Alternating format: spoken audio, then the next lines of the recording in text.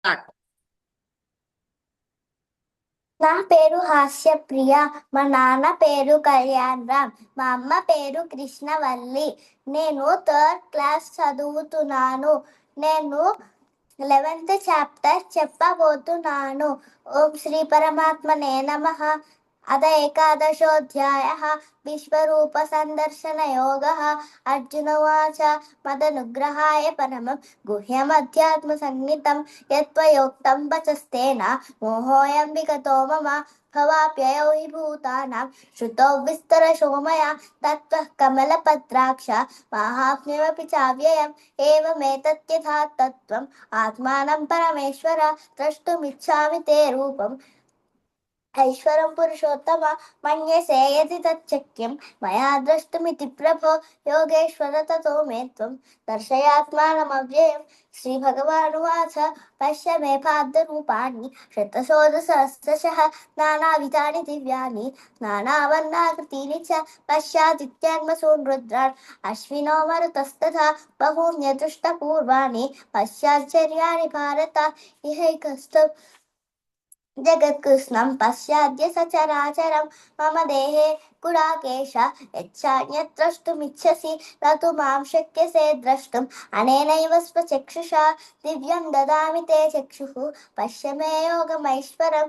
सञ्जय उवाच एवमुक्त्वा ततो राजन् महायोगेश्वरो हरिः दर्शयामास पार्थाय परमं रूपमैश्वरम् अनेकवक्त्रनयनम् अनेकाद्भुतदर्शनम् అనేక దివ్యాభరణం దివ్యానేకోద్యతాయుధం దివ్యమాల్యాంబరధరం దివ్యగంధానులేపనం సర్వాశ్చర్యమయం దేవం అనంతం విశ్వతోర్ముఖం దివి సూర్యసహస్రస్య భవేద్యుగపడుత్థిత యది భాసదృశీ సాస్త్య భాసస్తత్ర మహాత్మనః తత్రైకస్థం జగత్కృష్ణం పశ్చాద్య సచరాచరం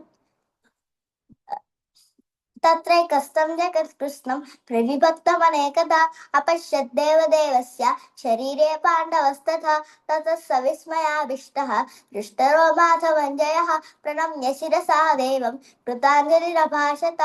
अर्जुन उवाच पश्यामि देवांस्तव देवदेहे सर्वां सदा भूतविशेषसङ्घान् ब्रह्माणमीशं कमलासनस्थं ऋषीं च सर्व नृगांश्च दिव्यान् अनेकबाहूधरवक्त्रनेत्रं पश्यामि त्वा सर्वतोऽनन्तरूपं नान्तं न मध्यं न पुनस्तवादिं पश्यामि विश्वेश्वर विश्वरूप किरीटिनं गदिनं चक्रिणं च तेजोराशिं सर्वतो दीप्तिमन्तं पश्यामि त्वां दुर्निरीक्ष्यं समन्तात् दीप्तानरार्कद्युतिमप्रमेयं त्वमक्षरं परमं वेदितव्यं त्वमस्य विश्वस्य परं निधानं वेत्तासि वेद्यं च परं च धाम त्वया ततं विश्वमनन्तरूपा वायुर्यमोऽग्निर्वरुणः शशाङ्कः प्रजापतिस्त्वं प्रपितामहश्च नमो नमस्तेऽस्तु सहस्रकृत्वः पुनश्च भूयोऽपि नमो नमस्ते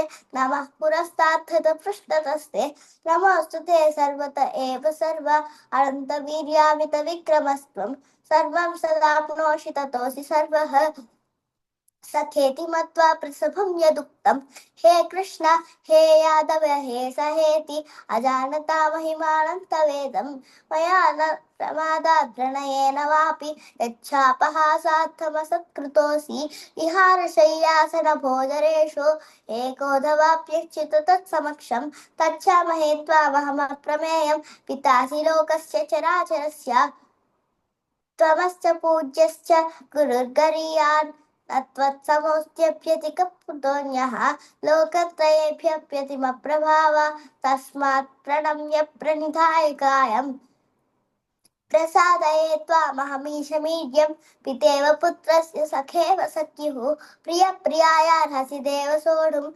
अदृष्टपूर्वं हृषिदोऽसि दृष्ट्वा भयेन च प्रव्यदितं मनो मे तदेव मे दर्शय देवरूपं प्रसीद देवेश जगन्निवास प्रसीद देवेश जगन्निवास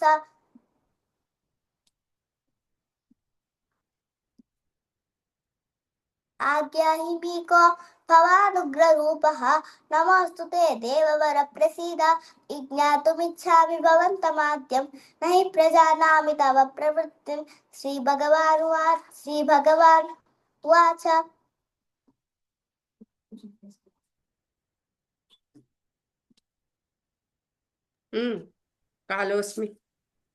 कालोऽस्मि लोकक्षयकृत् प्रवृत्तः लोकान् समाहर्तुमिह प्रवृत्तः ऋते पीत्वा न भविष्यन्ति सर्वे एव स्थिता प्रत्यनीकेषु योधाः तस्मात् प्रणम्य प्रणिधाय कायम्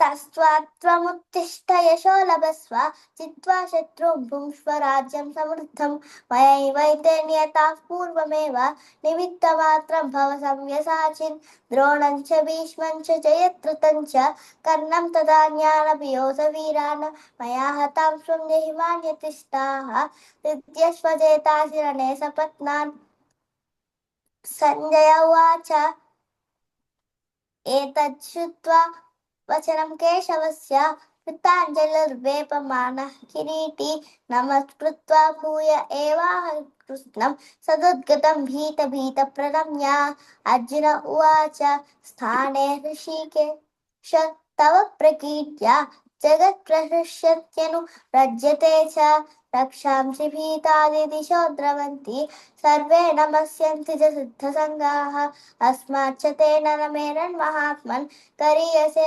ब्रह्मणोऽप्यादिकत्वे अनन्तदेवेश जगन्निवास त्वमक्षरं सदसत्तत्परं यत् त्वमादिदेव पुरुषः पुराणः त्वमस्य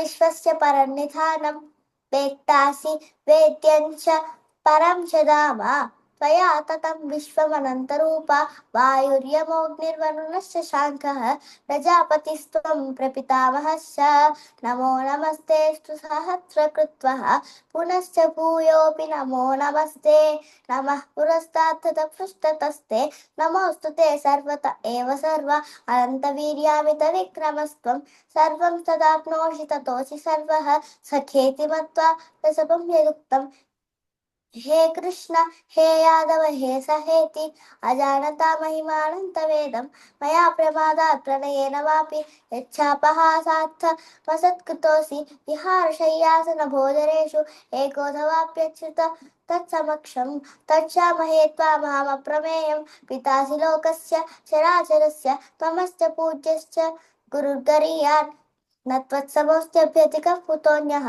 लोकत्रयेभ्यप्यतिमप्रभाव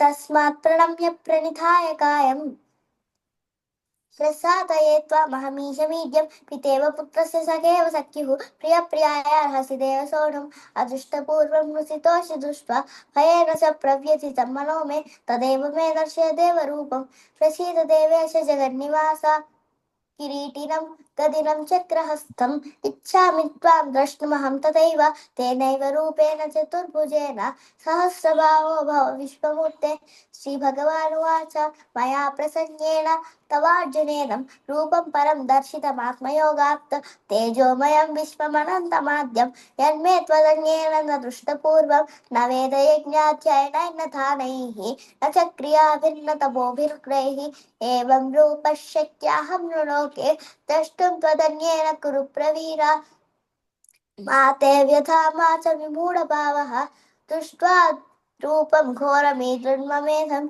यप्येतभिः प्रीतमनाः पुनस्त्वं तदेव मे रूपमिदं प्रपश्य सञ्जय उवाच इत्यर्जुनं वासुदेवस्ततोक्त्वा स्वकं रूपं दर्शयामास भूयः आश्वासयामास च पीतमेनं भूत्वा पुनः सौम्य वपुर्महात्मा अर्जुन उवाच दृष्ट्वेमं मानुषं रूपं तव सौम्यं जनार्दन इदानीमस्मि संवृत्तः सचेता प्रकृतिं गतः श्रीभगवानुवाच सुदुर्दर्शमिदं रूपं दृष्टवानसि यन्मम देवाप्यस्य रूपस्य नित्यं दर्शनकाङ्क्षिणः नाहं वेदेन तपसा न दानेन न चेज्जया शक्य एवं विदो द्रष्टुं दृष्टवानसि मां यथा भक्त्या భక్త్యా త్వనన్యయా శక్యః అహమేవం విదోऽర్జున జ్ఞాతుం ద్రష్టుం చ తత్వేన ప్రవేष्टुं च परन्तप మత్కర్మత్పరమః మద్భక్తः సంగవర్జితः నిర్వైరः సర్వభూతేషు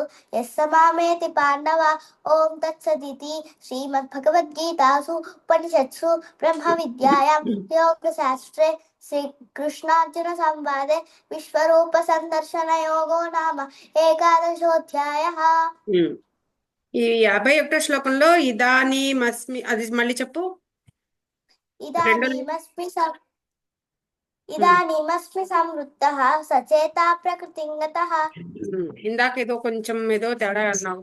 సచేత కొంచెం ఎఫ్ సౌండ్ కూడా హసప్రియ కొంచెం కరెక్ట్ గా చెప్పు. ఇక్కడ కూడా 49వ శ్లోకంలో పేతభీ ప్రీత మనః, అక్కడ కూడా ఎఫ్ సౌండ్ కొంచెం వినపడట్లా.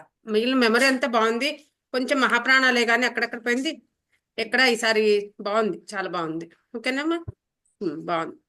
మహాప్రాణాలే కొంచెం 2-3 చోట్ల పోయినాయి. సో అవి కూడా కొంచెం కరెక్షన్ చేసుకో అంతే. ఓకే.